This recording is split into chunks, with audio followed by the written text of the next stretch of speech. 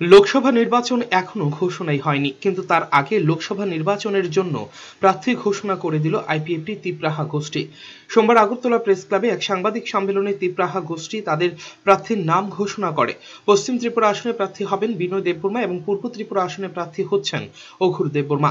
এদিন সাংবাদিক সম্মেলনে দুই প্রার্থীর নামের ঘোষণা দেন আইপিএফটি তিপ্রাহা গোষ্ঠীর নেতা বুধু দেববর্মা। দেশের মধ্যে আইপিএফটি তিপ্রাহা সম্ভবত প্রথম দল যারা লোকসভা নির্বাচনের জন্য তাদের প্রার্থীর নামের ঘোষণা দিয়ে দিয়েছে। এদিন বুধু দেববর্মা জানান, আসন্ন লোকসভা নির্বাচনে তার দল অন্য কোনো দলের সঙ্গে জোটে যেতে রাজি না, তারা একাই লড়াই করবে।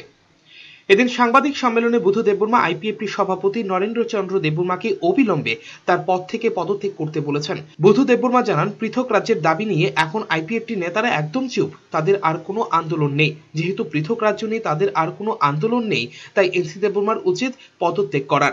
এদিন বুধু দেববর্মা আইপিএফটির কর্মীদের আহ্বান জানান তার তিপ্রাহা দলে যোগ দিতে। ব্যুরো রিপোর্ট, চ্যানেল 3 রাত।